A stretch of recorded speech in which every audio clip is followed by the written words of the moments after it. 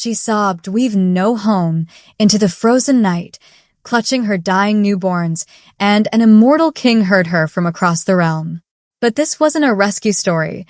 This was the beginning of a siege, because those twin girls she'd just given birth to, they carried the power to halt time and reshape reality itself, and now every hunter, every ancient vampire, every creature that feared prophecy was converging on the castle to murder them before they could awaken. Snow fell in heavy, soundless sheets the night Alara Wynn was thrown out.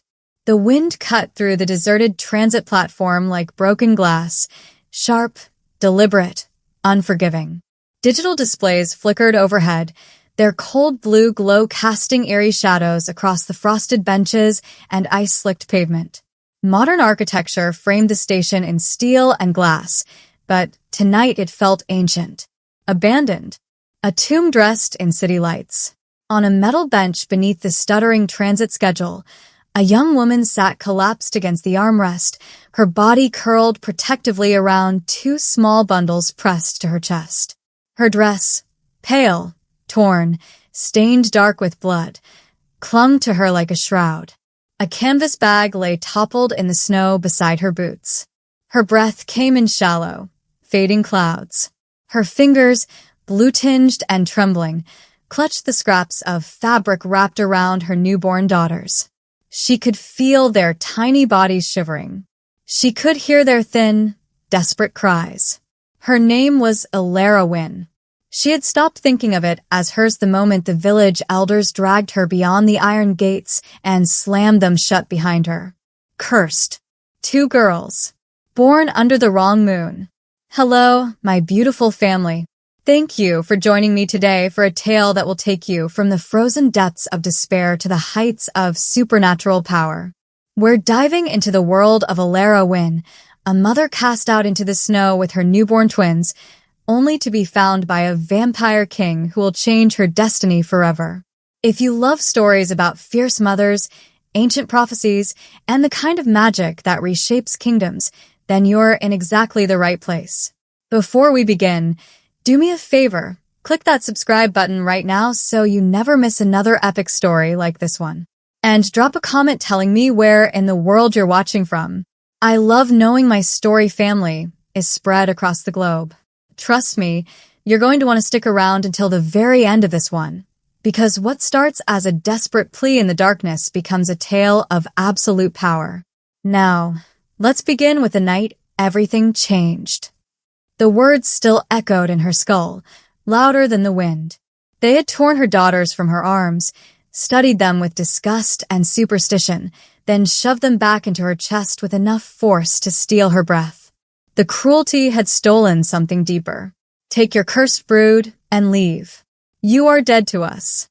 That had been hours ago, or perhaps a full day. Time had blurred into a haze of pain and cold. She had stumbled through frozen streets, her body still bleeding from childbirth, begging at doors that never opened. No one had looked her way. No one had heard her pleas. Now she sat alone at the edge of the city, waiting for the cold to finish what the village had started. She couldn't cry anymore. The tears had frozen on her lashes long ago, leaving crystalline tracks that burned against her skin. Her lips were cracked and bleeding. Her vision swam. The cold had seeped so deep into her bones that she no longer shivered. A mercy, she thought distantly. She looked down at the tiny faces barely visible beneath the cloth. Kalis, Luneth. She had named them in secret, whispered the names even as the midwife screamed about omens and curses. No one had asked what she would call them. No one had cared. "I'm sorry," she breathed, her voice breaking into the frozen air. "I'm so sorry." She had tried. She had wanted to be enough. But her body had betrayed her, or so they claimed. She had given birth under the moon of severance, when she should have waited. She had brought daughters into a world that wanted sons. She had failed the one test that mattered. And now Kalis and Luneth would die because of it. Because of her. The wind howled. Frost crept up the metal bench, spreading like skeletal fingers across the platform. Alara's eyelids grew heavy. The cold wasn't so bad anymore. It felt almost warm now. Soft. She let her eyes close. This is how it ends. Then the wind changed. The air shifted, not colder, but different. Electric. Heavy with something ancient and alive. The snow stopped falling in her immediate circle, crystals hovering midair as if held by invisible hands. Alara's eyes opened. Footsteps echoed through the empty platform, impossibly clear despite the storm. Measured. Deliberate. Unhurried. A figure emerged from the swirling white curtain of snow. Tall. Pale as winter itself. Long hair the color of fresh snow falling over a crimson coat embroidered with ancient sigils that seemed to shift and breathe in the flickering light.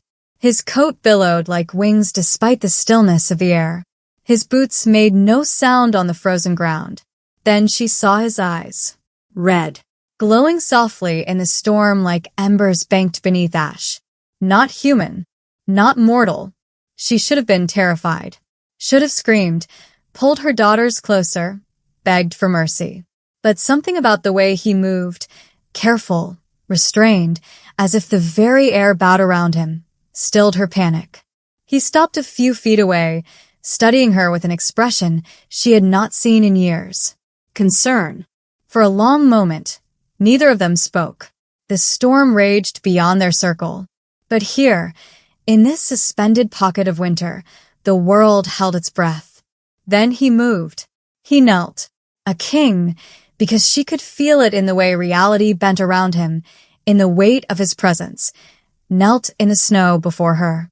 His voice, when it came, was low and impossibly gentle. You should not meet death tonight. Alara stared at him, her cracked lips parting, but no sound emerged. He tilted his head slightly, his crimson eyes searching hers. Not with hunger. Not with cruelty. With something that felt like recognition. Come with me. 3 words. Quiet. Steady. Impossible. Alara's arms tightened around Kalis and Luneth. Her voice came out as a broken rasp. Why? He didn't answer immediately. Instead, he slowly reached up and unclasped his coat, pulling it free from his shoulders. The fabric shimmered in the transit lights, rich and heavy, lined with silver thread that glowed faintly with its own warmth. He leaned forward, careful not to touch her, and draped it over her trembling form. The warmth was instant, shocking, almost painful against her frozen skin. Because, he said quietly, his red eyes never leaving hers, you called into the winter. And the winter answered. Her breath hitched. I don't understand. He stood, offering no further explanation. Behind him, the storm parted like a curtain, revealing a sleek black car idling silently at the platform's edge. Modern, elegant, impossibly out of place. Its door opened without a hand touching it, golden light spilling across the snow. You will, he said simply. But first you must choose. Freeze here and let your daughters die beside you, or trust a stranger who kneels before no one. Alara looked down at Kalis and Luneth. Their cries had quieted beneath the warmth of his coat. Their tiny fingers curled against her chest, grasping at life with stubborn, fragile strength. She had nothing left.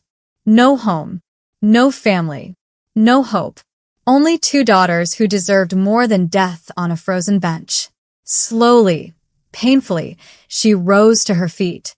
Her legs nearly buckled, but she forced herself upright. She didn't take his offered hand, didn't let him touch her, but she took a step toward the car. Then another. The figure in crimson, the man with fire in his eyes, watched in silence. When she reached the car door, he moved ahead, holding it open without a word. Inside was impossibly warm. Leather seats. Soft amber lighting, the scent of winter pine and something older, something that smelled like snow-covered stone and forgotten magic. Alara climbed inside, cradling her daughters close.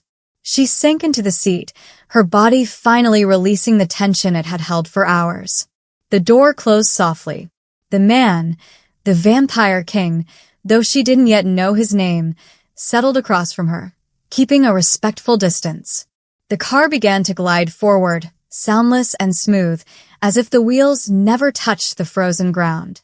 Alara stared at him, her heart pounding, her mind a storm of fear and confusion and something she couldn't name. "What's your name?" she whispered. He met her gaze, his expression unreadable. "Morvain, Ashfell. And where are you taking me?" His lips curved into the faintest hint of something, not quite a smile, but close. "Somewhere the world that cast you out will never find you. Somewhere your daughters will be safe." He paused, his crimson eyes glowing softly in the amber light. "Somewhere you were always meant to be." Alara's grip on Kalis and Luneth tightened. She didn't believe him, didn't trust him. But as the warmth seeped into her frozen limbs and the car carried her away from the transit platform where she had been ready to die, she felt something she hadn't felt in years. Not hope. Not yet. But the smallest, most fragile possibility of it. The car glided through the storm with unnatural grace, as if reality itself parted to let them pass. Alara sat rigid against the leather seat, her daughters pressed to her chest, her eyes fixed on the man across from her. King Morvain Ashfell. Vampire. The words should have terrified her. Perhaps they would have, if she hadn't already lost everything. He hadn't moved since they began driving. He sat perfectly still, hands resting on his knees, his red eyes occasionally flickering to the twins before returning to the window. The restraint in his posture was deliberate, careful, as if he were consciously holding himself back from something she didn't want to know. Soft light glowed from panels in the ceiling, casting shifting shadows across the interior. The walls seemed lined with silver filigree that moved when she wasn't looking directly at it. Old magic. She could feel it humming in the air, ancient and alive. Her dress was still wet with blood. The metallic scent filled the small space, thick and overwhelming. She watched Morvain's jaw tighten almost imperceptibly. I watched the way his fingers curled slightly against his knees. He was holding his breath. Fear spiked through her chest, but beneath it, buried deep, was something else. Curiosity. Because a monster who meant to harm her wouldn't have knelt in the snow, wouldn't have given her his coat, wouldn't be sitting across from her now, fighting his own nature with every breath he didn't take. Alara Wynn had been cast out, cursed, and left to die. But somehow, impossibly, she had been found. And the winter, it seemed, had plans for her yet. The world beyond the car windows dissolved into shadow and silver light. Alara pressed closer to the door, watching as the familiar streets of the outer city blurred and twisted, buildings stretching into impossible angles before melting away entirely. The snow no longer fell. It danced, suspended in spirals of crystalline light that pulsed with each heartbeat she counted in her chest. They were no longer traveling through the mortal world. She knew it with the same primal certainty that had told her to run when the village gates slammed shut. Magic hummed in the air, ancient and vast, pressing against her skin like water at depth. Across from her, Morvain remained perfectly still. His eyes tracked the passing shadows, but his attention never truly left her. She could feel the weight of his awareness like a physical presence, watchful, careful, controlled. He still wasn't breathing. The realization struck her with fresh unease. His chest hadn't risen or fallen since they'd entered the car. He sat frozen in an almost statuesque stillness, hands flat against his thighs, jaw tight with concentration. He's afraid to breathe, she understood suddenly. Afraid of what the scent of my blood will make him do. The thought should have terrified her. Instead, it sparked something uncomfortably close to gratitude. A monster who fought his nature was still a monster, but at least he was fighting. "How long?" she whispered, her voice barely audible over the hum of magic. Morvain's eyes flickered to hers. "How long until what?" "Until you need to." She couldn't finish the sentence. Understanding crossed his features.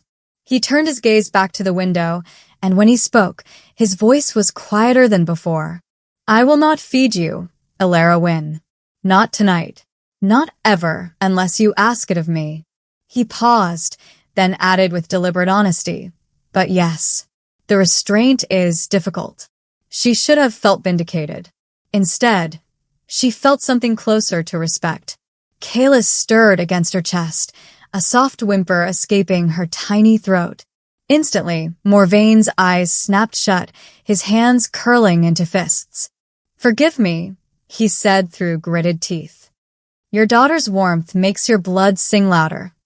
Alara pulled the crimson coat tighter around the twins, creating a barrier between them and the king who could hear their heartbeats like drums.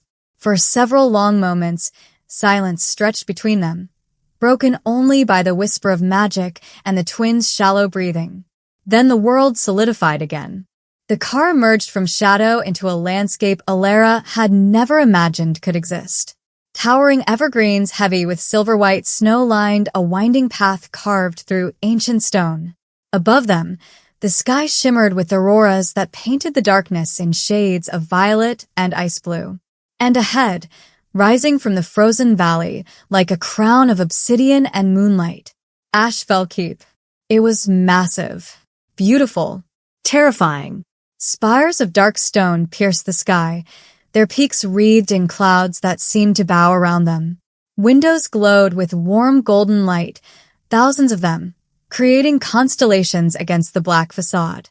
Bridges arched between towers, delicate and impossible, held aloft by nothing but magic and will. The car glided through gates that opened without touch, past guards who bowed so low their foreheads nearly touched the snow. Morvaine didn't acknowledge them. His focus remained fixed on Alara. "Welcome," he said quietly, "to the place the mortal world forgot." The car stopped before a grand entrance, where marble steps descended beneath an archway carved with sigils that hurt to look at directly. The door opened and cold air rushed in, but it wasn't cruel like the wind at the transit platform. This cold was clean, sharp, alive. Morvaine stepped out first, then turned, offering his hand. This time, Alara took it. His palm was cool against hers, his grip gentle but steady. He helped her from the car, his other hand hovering near her elbow, close enough to catch her if she fell, careful not to touch unless necessary. Her legs nearly gave out the moment her boots touched stone.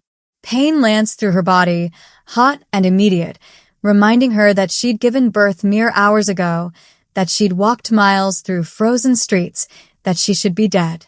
"I have you," Morvaine said, and his arm moved to support her without hesitation, bearing her weight as if she were made of air. Together, they climbed the steps.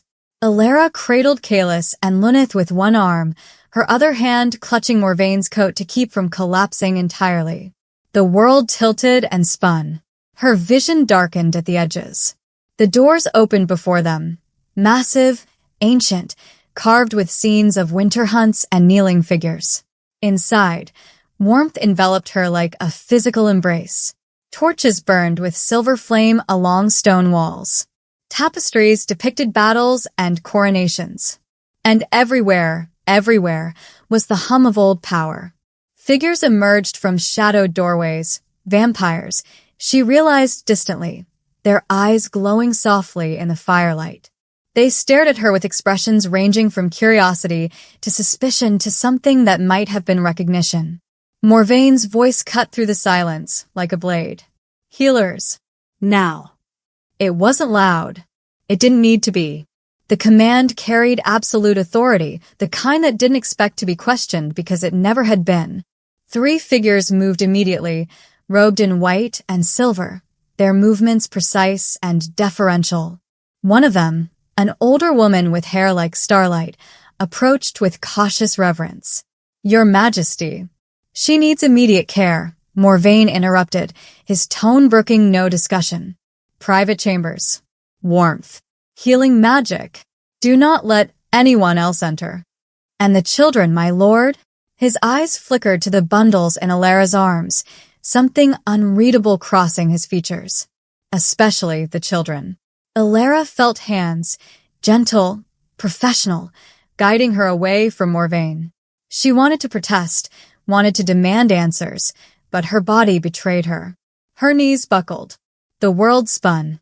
The last thing she saw before darkness claimed her was Morvain standing in the center of his hall, crimson coat billowing, his red eyes fixed on her with an intensity that felt like a vow. Then warmth. Softness. Hands lowering her onto something impossibly comfortable. Safe, her mind whispered. For the first time in days, we're safe. She let herself fall. Morvain stood motionless in the entrance hall long after the healers carried Alara and her daughters away. His court gathered in the shadows, waiting, watching. None dared speak first. Finally, his oldest advisor, Lord Castell, ancient even by immortal standards, stepped forward. Morvain, he said carefully, what have you brought into Ashfell Keep? The king didn't answer immediately. His eyes remained fixed on the corridor where Alara had disappeared, his expression unreadable. Then, so quietly that even vampire ears barely caught it, the future, or the end of everything we've built.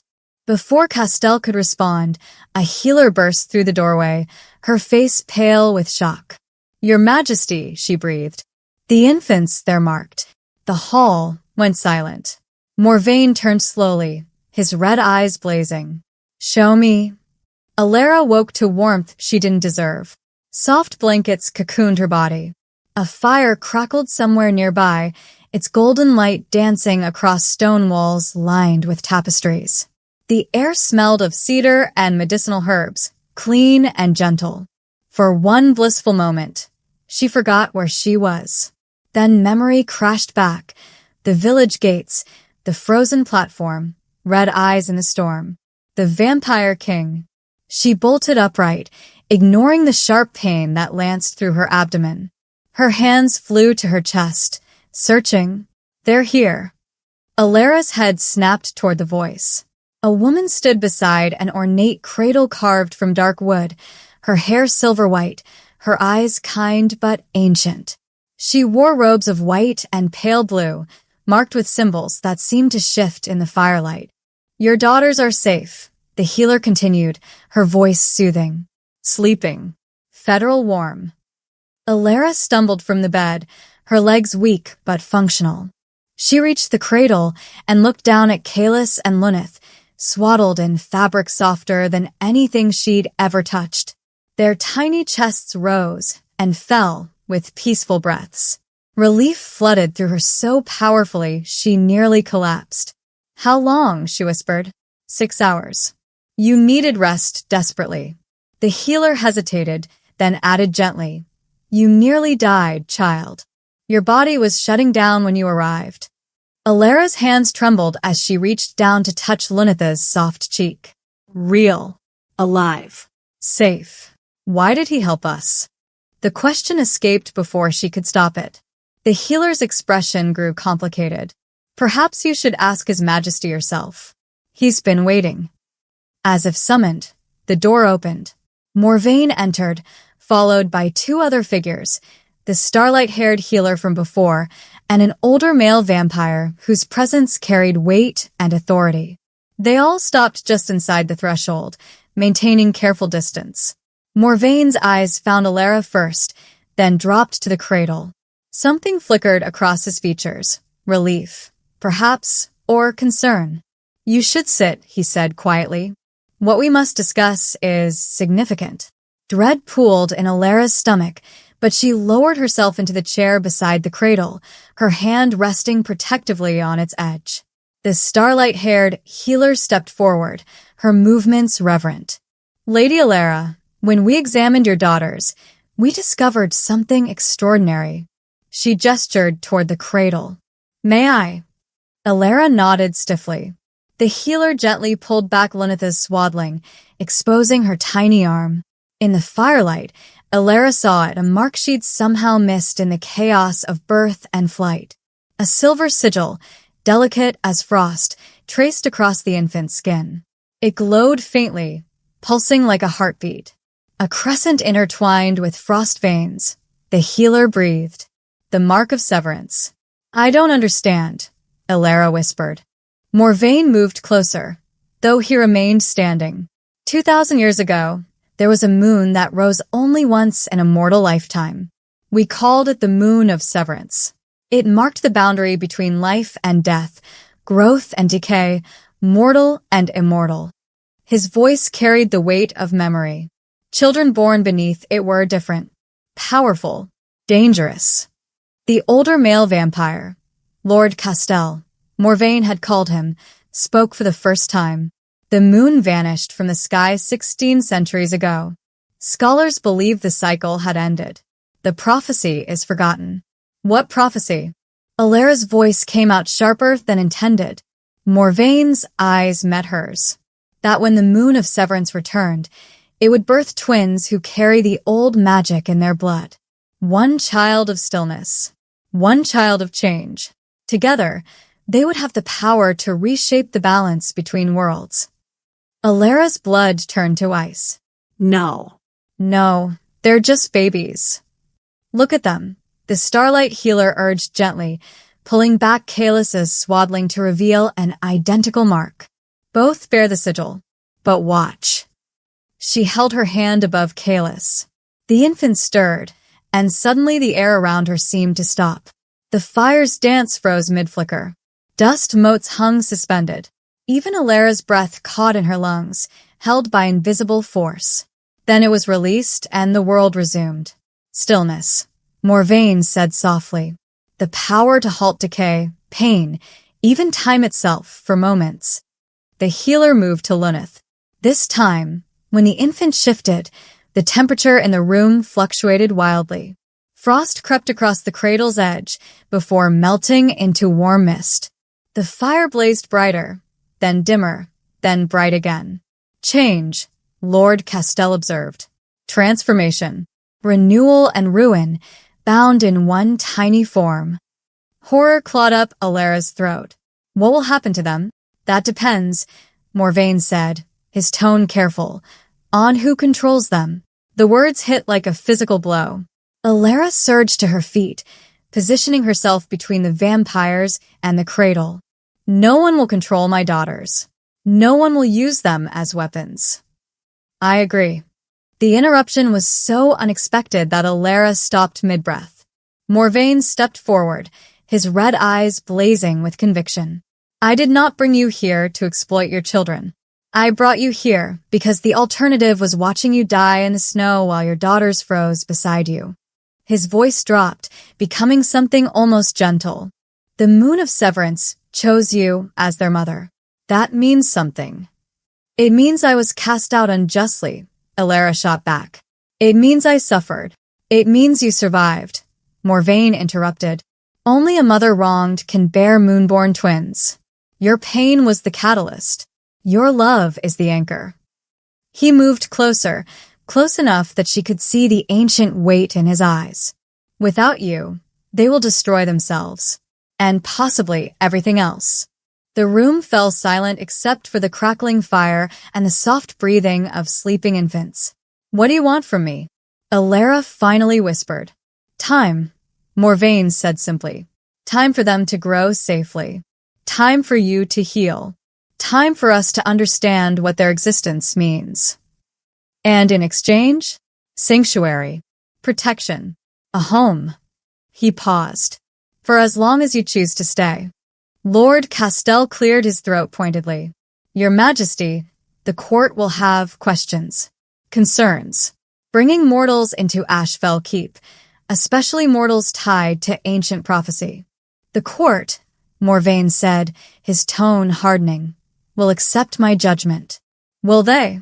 A new voice cut through the chamber.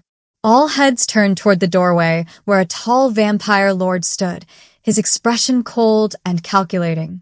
His eyes fixed on the cradle with undisguised hunger. Forgive my intrusion, Your Majesty, the lord said, though his tone held no apology. But the entire keep is speaking of the mortal woman and her gifted children. Some of us wonder if your legendary restraint has finally been compromised by sentiment. Morvain's voice dropped to something deadly quiet. Careful, Lord Ventress. You question your king. I question, Ventress replied smoothly, whether housing weapons of prophecy is wisdom or weakness. Now, before we continue, I need to pause for just a moment because things are about to get intense. We've just discovered that Alara isn't just the mother of these prophesied twins. She's literally part of the prophecy itself. Her suffering, her exile, her pain, all of it was the catalyst for ancient magic to awaken. And if you're sitting there thinking, wait, does this mean Alara has powers too? Well, keep watching because what happens next is going to blow your mind. But here's the thing, my beautiful story family. If you haven't subscribed yet, now is the perfect time. We're only halfway through this incredible journey, and I promise you the second half is even more epic than the first. So hit that subscribe button, leave me a comment with your favorite moment so far, and let's dive back into Ashfell Keep, where betrayal is brewing and a mother is about to discover exactly how powerful she's become. Let's continue. The temperature in the room plummeted. Frost crawled across the stone floor in jagged patterns, spreading from the cradle where Alara stood. The fire in the hearth flickered wildly, flames turning silver blue before roaring back to normal.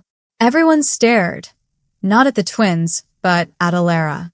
Her hands gripped the cradle's edge, knuckles white, breath coming in sharp gasps. She didn't understand what was happening, only that rage had flooded her veins the moment Ventress called her daughter's weapons, and the world had responded. Impossible, Lord Castell breathed. She's mortal. Is she? The Starlight Healer moved closer, eyes wide with wonder. Look at her hands. Alara looked down.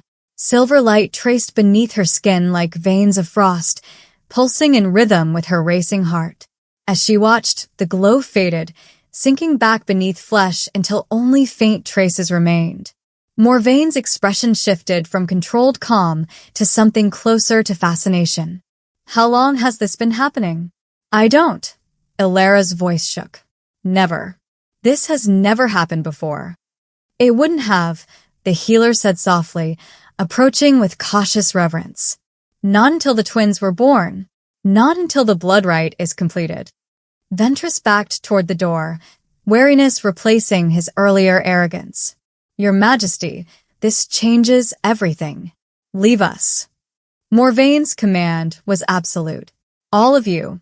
Now. Lord Castell hesitated. Morvaine. Now. The room emptied in moments, even Ventress retreating with uncharacteristic speed. Only the Starlight Healer lingered at the threshold. The twins will sleep for hours yet, she said gently to Alara. They're safe. I promise you. Then she too disappeared, closing the door behind her. Silence settled like snow. Alara sank into the chair, her legs finally giving out. Her hands still trembled, silver traces flickering beneath her skin like dying embers. You knew, she said, her voice hollow. You knew I was part of this. Morvaine moved to stand by the fire, his back to her. I suspected. The prophecy speaks of twins born to a mother cast out unjustly. But it also speaks of the mother's transformation, of suffering becoming power, of love becoming armor. He turned to face her. I didn't know if it was literal or metaphor. And now I know the prophecy wasn't just about your daughters. His red eyes met hers. You're bound to them by more than blood. You're the anchor that keeps their power from consuming them, the catalyst that awakened the curse. And if the old texts are accurate, he paused, choosing his words carefully. You're becoming something more than mortal. The words should have terrified her. Instead, Alara felt something snap into place, a puzzle piece she'd been missing her entire life. How? She whispered. Morvaine moved closer, kneeling so they were eye level. The moon of severance doesn't just mark children. It transforms those who suffer beneath it. Your exile, your pain, your determination to save your daughters despite knowing you were dying, all of it fed the magic. His voice dropped. Your blood carries winter now. The same winter that flows through Kalis and Luneth. Alara looked down at her hands, watching silver flicker beneath her skin. I don't want power. I just want them safe. I know. Something like respect crossed Morvaine's features. That's precisely why the magic chose you. Did you bring me here because of what I might become? The question came out sharper, than intended? Or because you actually wanted to save us? Morvain held her gaze. Both. I won't lie to you, Elara. When I heard your cry at the transit platform, I felt the winter magic calling. I knew what you carried, even if you didn't. He stood, turning back to the fire. But I also saw a mother willing to die holding her children. I saw injustice and cruelty that offended something in me I thought had died centuries ago. His hands clenched behind his back.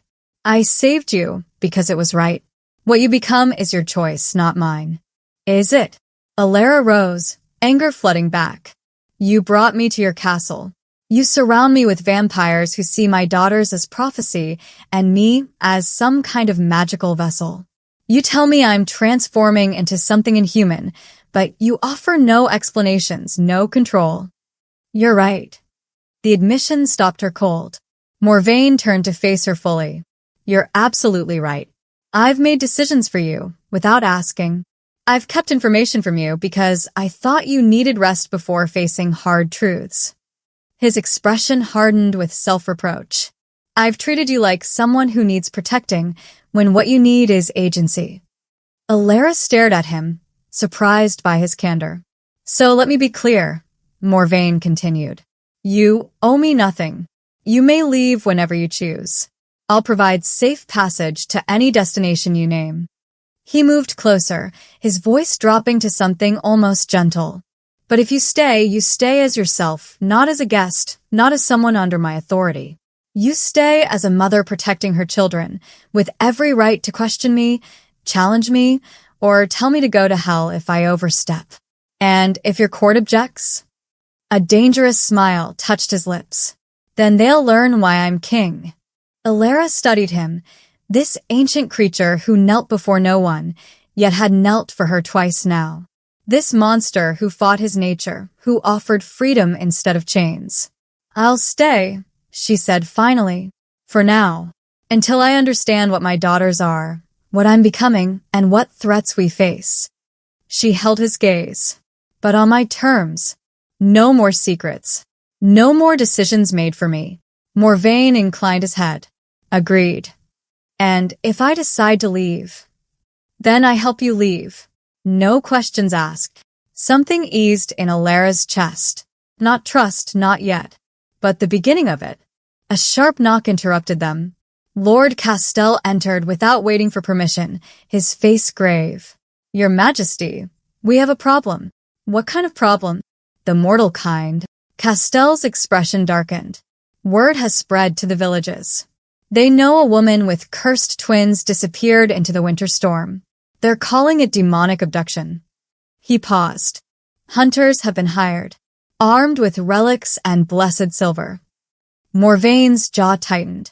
How many? Reports say a dozen. But there's more. Castell's eyes flickered to Elara. They're not just hunting. They're following rumor and magic traces. And those traces lead directly to Ashfell Keep. The room went cold again, but this time, it wasn't Elara's power. It was fear.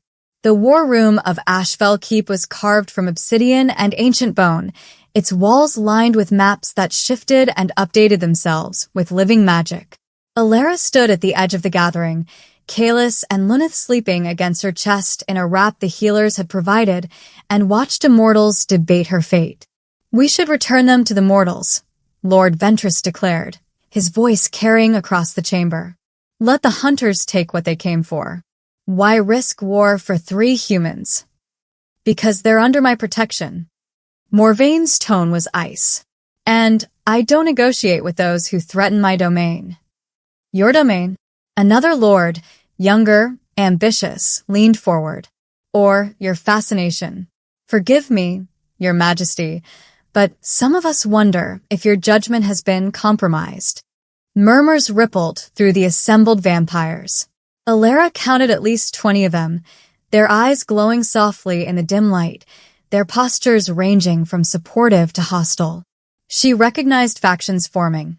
Those who stood near Morvain versus those who kept their distance, whispering among themselves. Lord Castell raised a hand for silence. The prophecy is real. The twins are marked. Denying their significance would be foolish. As foolish as keeping them here? Ventress shot back. The mortals will come. And they won't come alone. Do you think the churches will ignore rumors of vampires stealing cursed children? We stole nothing, Morvain said, his voice dropping to something dangerous. I offered sanctuary to those who would have died. How noble. The younger lord's smile was sharp. And when mortal armies surround our gates, when they demand we hand over the moonborn, what then? Before Morvain could answer, Alara spoke. Then you'll learn what happens when you threaten as a mother's children.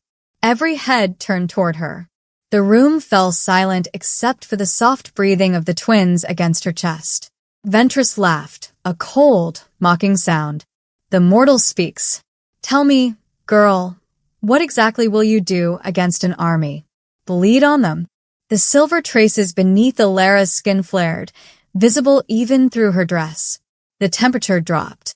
Frost began forming on the obsidian table. Careful, Lord Ventress, she said quietly. I may be mortal, but I'm learning I'm not powerless. The Lord's smile faltered. Around the room, vampires exchanged glances, some impressed, others disturbed. Morvain's expression remained neutral, but Alara caught the faint approval in his eyes. The discussion is over. We defend Ashfell Keep. We defend those within its walls. Any who disagree may leave before dawn. No one moved. Good. Morvain gestured to the maps. Castell, increase patrols along the northern approaches. If hunters are coming, they'll follow the old pilgrimage routes. I want advance warning. As the court dispersed into planning, Alara slipped toward the door. She'd learned enough. Some vampires supported Morvain, others merely feared him, and a few, like Ventress, actively schemed against him. She needed to protect her daughters. Politics could wait. The nursery Morvain had provided was more fortress than bedroom. Thick stone walls. A single reinforced door. Windows too narrow for entry, warded with sigils that hummed with protective magic. Alara had been sleeping here for 3 nights now, never more than arm's reach from the twins. She'd also been learning. The healers had taught her to recognize the twins' power fluctuations, the way Kalis grew still when frightened, freezing the air around her, or how Luneth sparked with warmth when hungry, making the room uncomfortably hot. Alara had learned to soothe them, to channel their magic gently back into sleep. She'd also discovered her own power responded to theirs. When the twins were calm, the silver traces beneath her skin remained dormant. When they cried, winter magic flooded through her veins like liquid ice. Tonight, as she laid them in their cradle, something felt wrong. The air was too still, the shadows in the corners too deep. Alara's hand went to the knife Morvain had given her. Bless silver, he'd said, effective against vampires and other things. She'd laughed at the irony. Now she gripped it like a lifeline. A knock at the door made her jump. Lady Alara? A voice she didn't recognize. His Majesty requests your presence. Tell him I'll come in the morning. He insisted it was urgent. Something about the voice felt off. Too smooth, too eager. Leave a message with the guards. Alara called back. I'm not leaving the twins. Silence. Then footsteps retreating. Alara didn't relax. She moved to the door, pressing her ear against the wood. More footsteps outside. Multiple sets. Whispered voices too low to make out. Her heartbeat accelerated. The silver traces beneath her skin began to glow. Then the door handle rattled. I told you to leave, Alara said, her voice steady despite her fear. Forgive us, came a different voice, Ventress. But we truly must insist. The lock clicked. The door began to open. Alara threw her weight against it, slamming it shut. Guards. Guards. They're otherwise occupied, Ventress said calmly. Don't make this difficult, girl. Give us the children, and you can leave Ashfell Keep alive. Never. The door exploded inward, torn from its hinges by supernatural strength. 3 vampires rushed through. Ventress and 2 others Alara didn't recognize. Their eyes blazed red, fangs bared, all pretense of civility abandoned. Alara backed toward the cradle, knife raised. The twins began to cry, sharp, frightened wails that cut through the air. And the world responded. Frost erupted from Alara's feet, spreading across the floor in jagged spikes. The air grew so cold that breath crystallized mid-exhale. Time itself seemed to stutter and slow, Kaelus's power flowing through her mother like a shield. The vampires stumbled, their movements sluggish, weapons freezing in their hands. "You can't stop us," Ventress snarled. "You're not trained, not strong enough." A roar shook the keep. Morvain appeared in the doorway like vengeance incarnate, his eyes blazing crimson, his presence filling the room with ancient fury. He moved faster than sight, one moment at the threshold, the next with his hand around Ventress's throat. "You dare," Morvain's voice said. "Attack under my protection?" Lord Castell arrived with a dozen guards, weapons drawn. The traitors were seized, dragged away screaming threats and prophecies. But Alara barely noticed. She stood frozen, staring at the nursery floor where frost had carved itself into intricate patterns, protective runes she'd never learned, written in ice by instinct alone. Morvain released Ventress to the guards and approached her slowly. "Are you hurt?" Alara shook her head, unable to speak. Behind them, the nursery door, still hanging by one hinge, suddenly straightened, would knit itself back together. The lock reformed, click shut. Then the entire doorframe blazed with silver light, sealing itself with magic that smelled of winter and ancient oaths. Morvain stared at it, something like awe crossing his features. "What just happened?" Alara whispered. "You happened." He met her eyes. "The keep recognizes you. It's claiming you as its own." Before she could respond, a guard burst into the corridor. "Your Majesty." "The mortal hunters, they've reached the outer gates." Chaos erupted through Ashfell Keep like wildfire. Bells rang from the outer walls, deep, resonant warnings that echoed through stone corridors. Vampires rushed past Alara's doorway, armed and armor-clad, moving with supernatural speed toward the gates. Shouted commands. The clash of steel. The acrid smell of blessed silver burning immortal flesh. The hunters had breached the first wall. Morvain stood in Alara's doorway, his expression torn between duty and instinct. "Stay here. Don't open this door for anyone except me or Castell." His red eyes blazed. "The wards will hold. I've reinforced them myself." "Go," Alara said, clutching the twins closer. "Defend your keep." He hesitated one moment longer, then vanished into the corridor, moving like a shadow given form.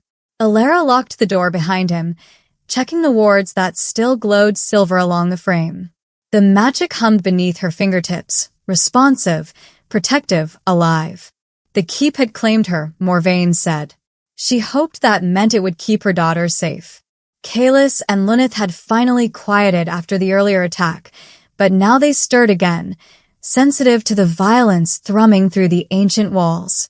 Alara rocked them gently, singing a lullaby her own mother had sung. Back when she'd had a mother, a home, a life beyond survival.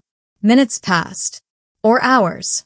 Time felt strange in the sealed nursery, thick and viscous. Then the wards flickered. Just once. Just for a heartbeat. But Alara saw it. She set the twins carefully in their cradle, grabbed the blessed silver knife, and positioned herself between the door and her daughters. "I know you're out there," she called. "The wards are clever." A voice answered, smooth, cultured, not Ventress. But not impenetrable. Not when one knows the old ways. The ways from before your king claimed this keep. Something scratched against the door, nails on wood, or claws. The wards flared brighter, resisting. "His Majesty is occupied at the gates," the voice continued conversationally. "His guards spread thin defending against mortals with blessed weapons." Such convenient timing, wouldn't you say? Alara's blood ran cold. "You coordinated with the hunters." We merely informed certain parties that cursed children resided within Ashfell Keep. What happens next is simply humans doing what humans do best. A pause. Destroying what they fear. More scratching. The wards flickered again, longer this time. You can't break through, Alara said, hoping it was true. Can't we? Multiple voices now, at least 4.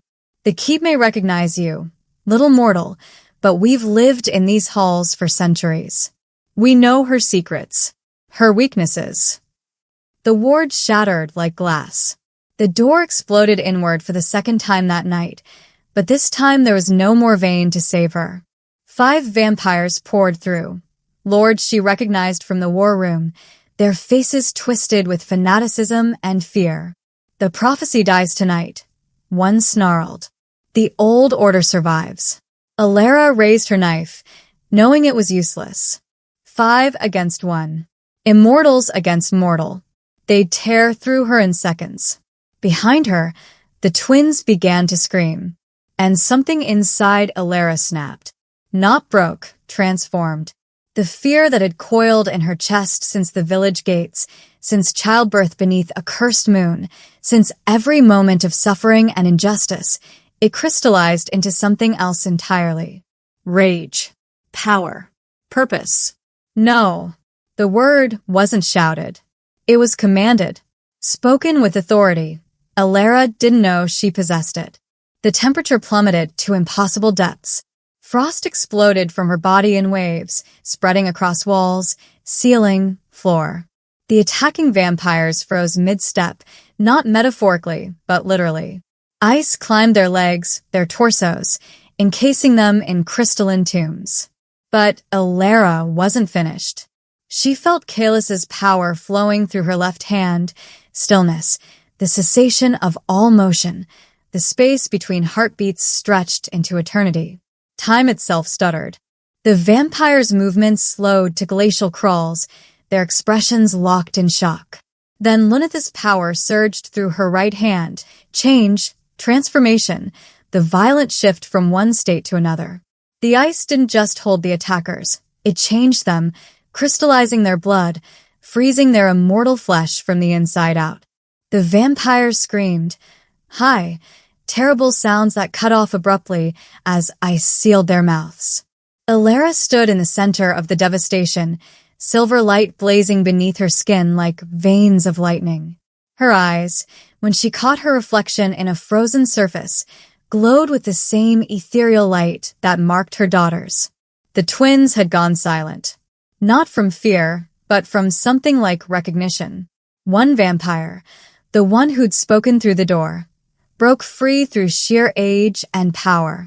He stumbled backward, terror replacing his earlier confidence. "You're not mortal," he gasped. "Not anymore." Alara stepped forward, and frost spread with each footfall. No. "I'm something worse."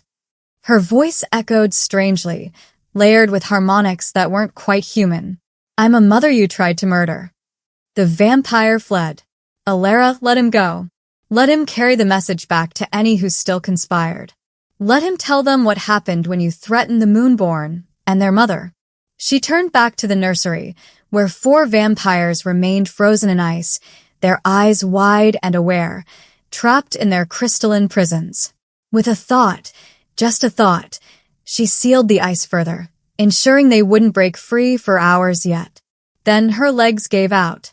Alara collapsed beside the cradle, her entire body shaking. The silver light faded gradually, sinking back beneath her skin, leaving her gasping and weak but alive. Alive and victorious. She reached into the cradle, touching Kaelus's cheek, then Luneth's. Both daughters stared up at her with eyes too knowing for newborns, as if they understood what had just happened. What she'd become. "I won't let anyone hurt you," Alara whispered. "Never again." Footsteps thundered in the corridor. Morvain appeared in the shattered doorway, covered in blood. Some his own, most not. He stopped dead at the sight before him. For vampire lords encased in ice. Frost covering every surface. Alara kneeling by the cradle, her hands glowing with fading silver light. The hunters, she asked without looking up. Routed. For now. Morvain stepped carefully into the room, his expression caught between awe and something deeper. Alara, what? They coordinated, she said flatly. The traitors and the hunters. They tried to murder my daughters while you were distracted. Morvain's jaw tightened. He looked at the frozen vampires, recognizing them. Old families. Ancient bloodlines. I'll need to. Handle your politics, Alara interrupted, finally meeting his eyes. I'll handle mine. For a long moment, they stared at each other. Then Morvain knelt, as he had in the snow, as he had in his hall, and bowed his head. You're no longer my guest, he said quietly. You're my equal, perhaps more.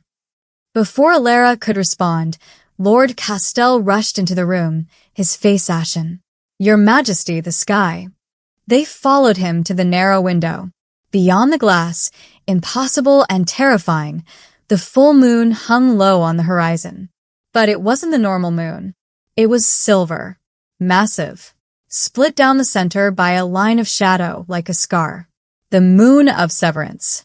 Rising 3 weeks early. And it was rising because of her. Okay.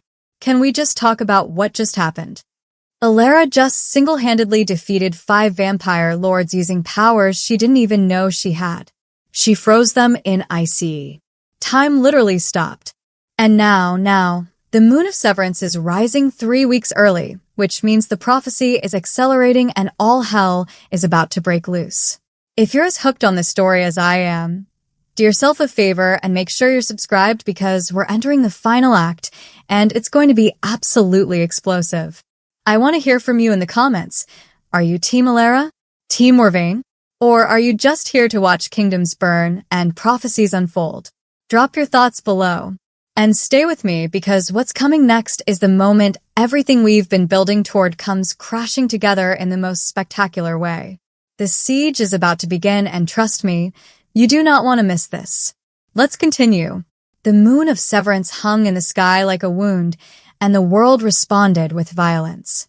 By dawn, the mortal hunters had returned, but not alone. They'd brought reinforcements. Priests with blessed weapons. Mercenaries carrying relics that burned with holy light. And behind them, drawn by the moon's impossible rising, came things older than the church's memory. Creatures from the deep forests. Rogue vampires who'd felt the prophecy's call. Entities that existed in the spaces between mortal and immortal, drawn like moths to flame. Ash Fell Keep stood at the center of converging storms. 300 mortal soldiers at the main gate, Lord Castell reported, his voice grim. Another 100 circling to the eastern approach. And the others. He gestured to the courtyard where vampires prepared for battle. We've counted at least 50 hostiles. Ancients, mostly. They want the twins. Morvain stood at the war room window, watching his domain prepare for siege. Blood still stained his coat from the earlier skirmish. How long can we hold? Days, if we're fortunate. Hours, if we're not. Then we make hours count. Morvain turned to face his assembled lords, those who'd remained loyal. No one breaches the inner keep. I don't care what it costs. Your Majesty, a younger vampire ventured carefully, perhaps if we negotiated. There's nothing to negotiate. Morvain's voice was ice. They want children. They want to end a prophecy they don't understand by murdering newborns. Does anyone here believe they'll stop if we talk? Silence answered him. Then we fight. Alara heard the first bombardment from the nursery. Thunder, not natural but magical. Blessed cannons the church had commissioned for precisely this purpose, breaking immortal strongholds. The walls of Ash Fell Keep shuddered with each impact, ancient stone resisting modern siege craft. A healer rushed in, breathless. Lady Alara, His Majesty requests you to evacuate to the lower chambers. They're warded, protected. No. But the siege will reach the lower chambers eventually. Alara lifted the twins from their cradle, holding them close. If this keep falls, there's nowhere to run. The healer's expression shifted from pleading to understanding. Then let me bring you armor. Weapons. Something. Alara looked down at her daughters. Both stared up at the window where the silver moon blazed, their eyes reflecting its light. Kalis had gone perfectly still, not sleeping, but frozen in concentration. Lunitha's skin felt fever-hot, her tiny fists clenching and unclenching. They could feel it. The moon. The prophecy. Their purpose. I don't need armor, Alara said softly. I need to see what's happening. She made her way through corridors filled with rushing soldiers, past vampires arming themselves with weapons ancient and modern. None tried to stop her. Some even bowed as she passed, as if she were nobility. The main hall had been converted to a command center. Morvain stood at its heart, directing troops with centuries of tactical experience. He looked up as Alara entered, surprise and concern flashing across his features. You should be safe below. There is no safe, Alara interrupted. Not anymore. Not with that moon rising. As if in response, another bombardment struck. Closer this time. The walls groaned. They're focusing on the northern tower, Castell reported. Trying to breach the outer wards. Reinforce them. Pull guards from the south. Your Majesty, a scout burst through the doors, wild-eyed. The eastern gate has fallen. Ancients are in the outer courtyard. Morvain's expression went cold and deadly. How many? 20. Maybe more. There, the scout swallowed. They're cutting through our people like wheat. Morvain moved instantly, grabbing weapons from the wall, blades that looked like they'd been forged in the heart of winter. Castell, maintain your position here. Don't let anyone through to the inner keep. Where are you going? To remind them why I'm king. He swept past Alara, pausing only long enough to meet her eyes. Keep the twins safe. Whatever happens, keep them safe. Then he was gone, moving through the hall like death incarnate. Through the windows, Alara watched him emerge into the courtyard. Even from this distance, she could see the transformation. The way he moved faster than sight, the way immortals fell before him like grass before a scythe. This wasn't the restrained king who'd knelt in the snow. This was the ancient creature beneath the civility, unleashed and terrible. But even he couldn't be everywhere. Fire erupted along the western wall. Screams echoed from the towers. The siege was working, grinding them down through sheer numbers and relentless assault. Kalis began to cry, a thin, desperate sound. Lunitha's skin blazed hotter, and the moon of Severance climbed higher, its silver light intensifying until it outshone the sun. Alara felt it pulling at her daughters, at the winter magic in her blood. It wanted something. I demanded something. Recognition. Acknowledgement. Power. Lady Alara, Castell said urgently, you must take the twins to safety. No. Alara looked down at her daughters, understanding blooming like frost in her chest. This siege won't end with hiding. It won't end with defense. She met Castell's eyes. It ends when they understand what they're truly facing. Before he could protest, she turned and strode toward the stairs leading to the battlements. My lady, wait. But Alara was already climbing, the twins held securely against her chest, silver light beginning to glow beneath her skin. She emerged onto the battlements as another bombardment struck. Fire and blessed light exploded against ancient stone. Below, the courtyard was chaos. Vampires fighting mortals, ancients battling Morvain's guards, blood staining the snow that had begun falling. Alara walked to the edge and looked out over the siege. Hundreds of faces turned upward. Hundreds of weapons aimed at her heart. And she smiled.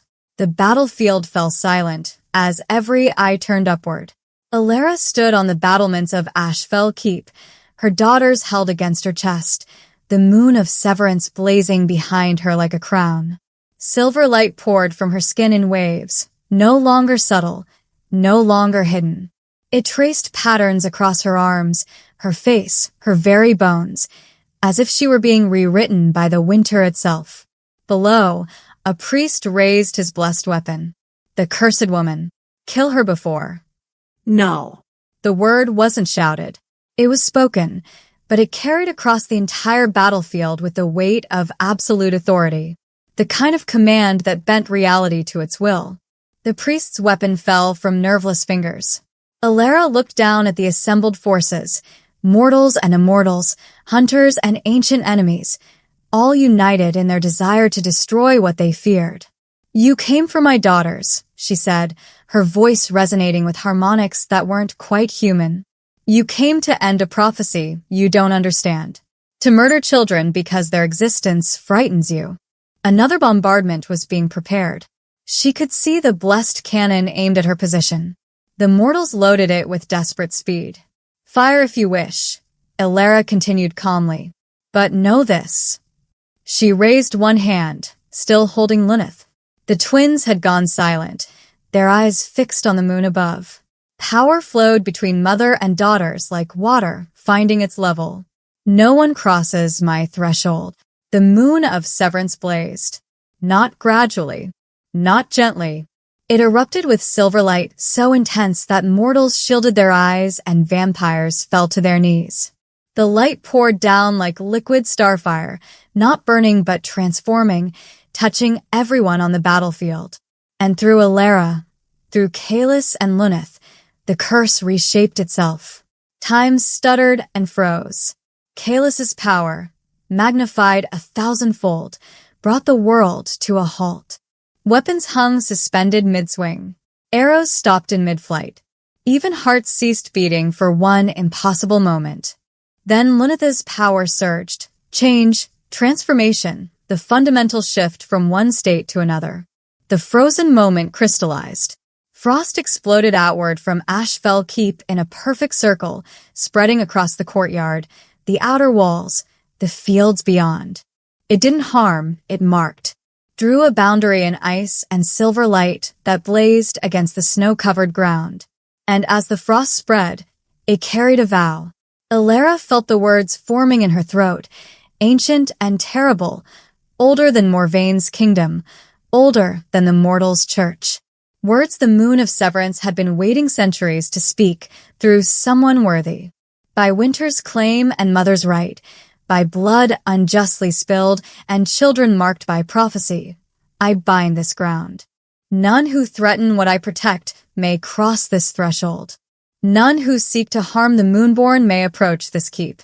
This is my vow, sealed in frost and moonlight, bound by the curse you fear and the love you cannot comprehend. The silver light intensified until the world went white. When it faded, the battlefield had transformed. The frost boundary blazed like a ring of cold fire, pulsing with protective magic so powerful it made the air shimmer. Every mortal soldier who'd been preparing to charge stood frozen at its edge, unable to move forward. Some tried, and were thrown backward by invisible force, their weapons shattering against the barrier. The ancient vampires who'd come to claim the twins fared no better. One elder, bold or foolish, reached out to touch the frost, and screamed as winter magic seared his immortal flesh, burning him with cold instead of flame. The message was clear, this far.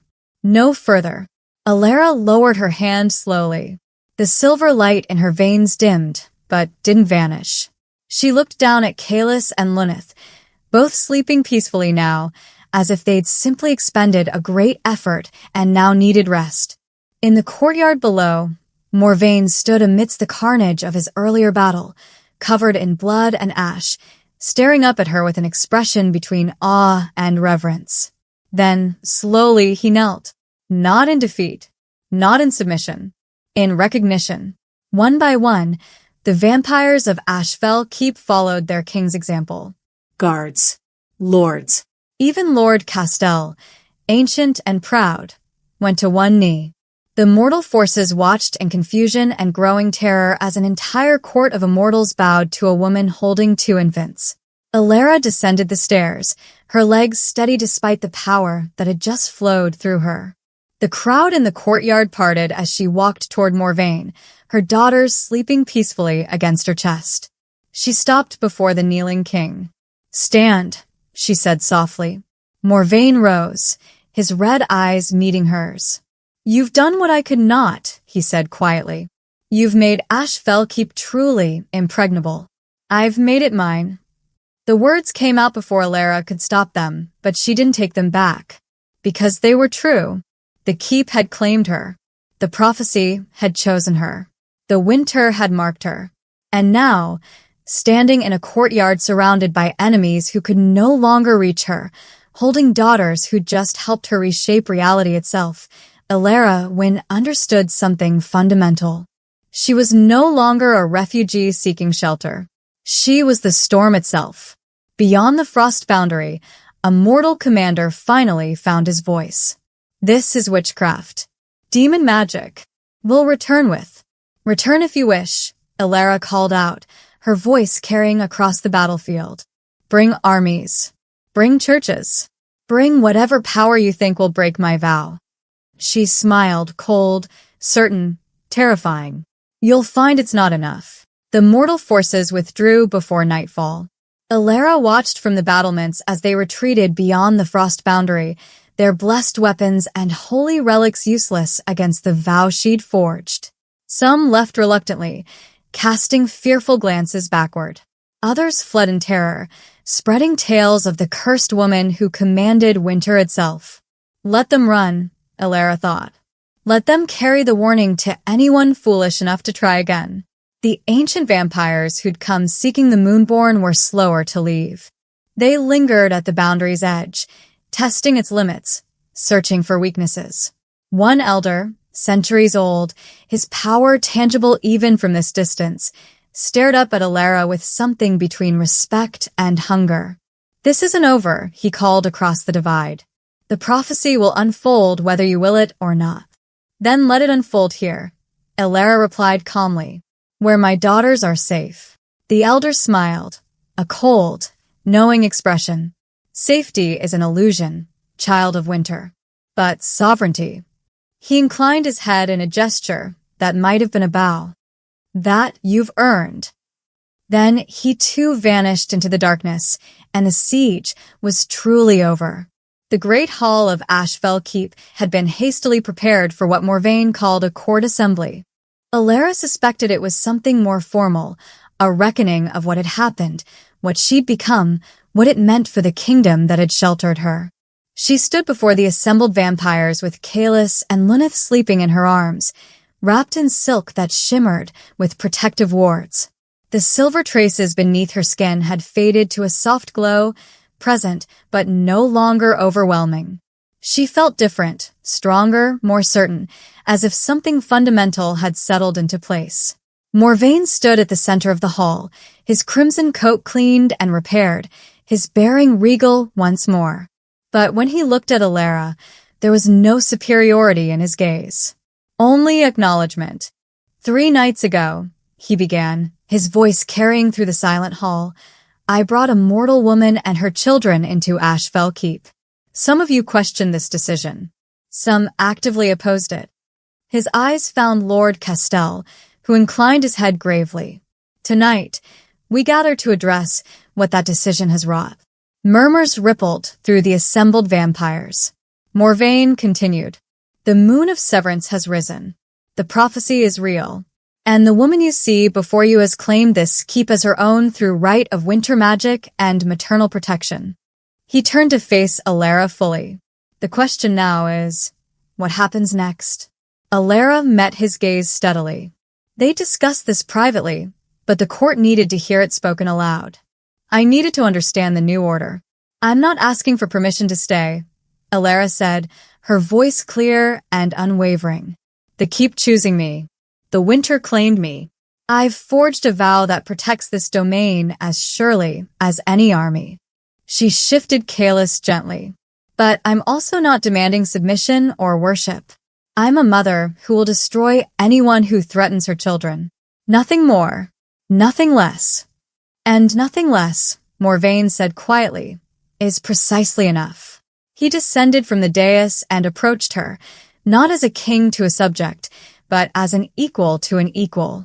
When he spoke again, his words were for her alone, though the court could hear.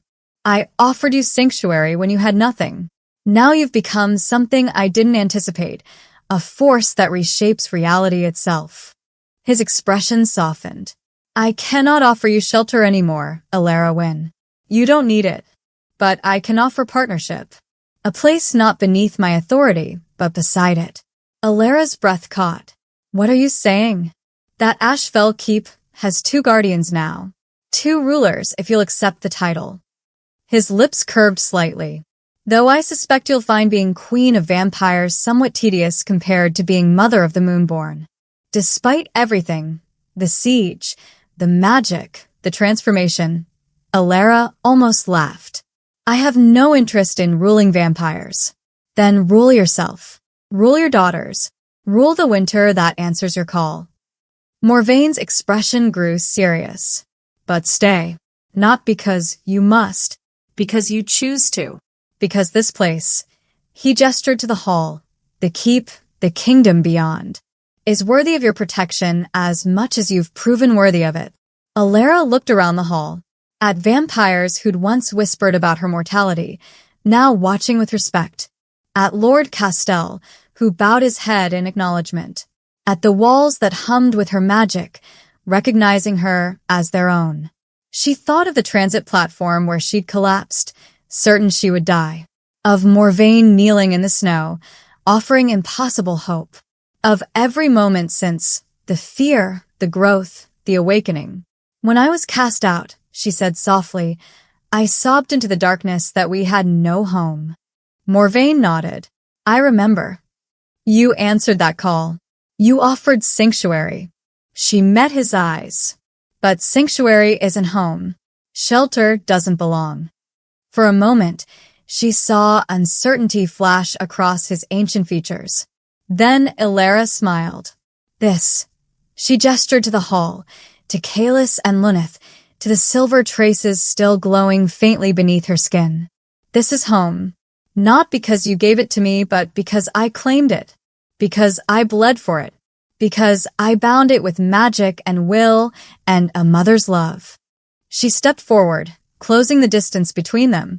So yes, King Morvaine Ashfell, I choose to stay. Not as your guest. Not even as your equal, because I don't think in terms of hierarchy anymore. Her voice dropped, fierce and certain.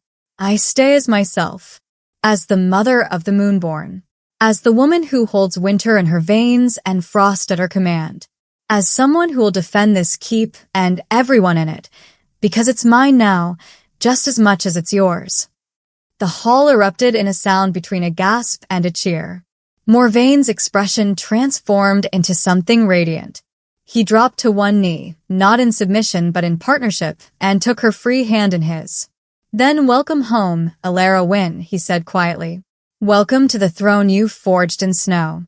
Later, when the court had dispersed and night had settled over Ashfell Keep, Alara stood alone in the nursery. The twins slept peacefully in their enchanted cradle, the silver marks on their skin glowing softly in the moonlight. The moon of severance hung in the sky still, but gentler now, as if satisfied, as if its purpose had been fulfilled. Alara touched the window glass, feeling the frost that answered her call bloom across its surface in delicate patterns. Her reflection stared back, changed, powerful, no longer quite mortal, but not quite immortal either. Something new, something the world hadn't seen before. We have a home, she whispered to her sleeping daughters. Not because someone gave it to us, but because we took it, because we became strong enough to keep it. Kalis stirred, one tiny hand reaching up.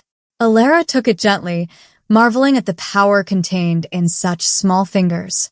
And anyone who tries to take it from us, she continued, her voice hardening with promise, will learn what it means to face a mother's winter.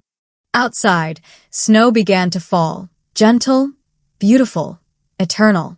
And in the great hall below, carved into stone by magic that would last 1,000 years, new words appeared. Here stands Ashfell Keep, guarded by ancient king and winter queen. Here sleep the Moonborn, protected by power older than kingdoms. Here begins the age when prophecy became choice, and a mother's love became law. None shall cross this threshold unbidden. None shall harm what winter claims. This is our vow. This is our home. And that, my beautiful story, family, is how a mother who had nothing, who was thrown into the snow to die, became a force powerful enough to rewrite prophecy itself and claim a kingdom as her own. Alara didn't just survive. She didn't just protect her daughters. She became something legendary. A queen forged in winter, bound to magic older than time, ruling beside a vampire king who recognized her power and chose partnership over possession. I hope you love this journey as much as I loved sharing it with you. If you enjoyed this story, please hit that like button and subscribe if you haven't already. It helps me bring you more incredible tales like this one. And I have to know, what was your favorite moment? Was it when Morvain first knelt in the snow? When Alara froze the traitors? Or when she claimed Ashfell Keep as her own with that epic winter vow? Tell me in the comments. I read every single one. Tomorrow, I'll be back with another story that's just as thrilling, just as powerful, and just as unforgettable. You won't want to miss it. Until then, my beautiful family, remember, even in your darkest moment, you might be closer to your throne than you think. See you tomorrow.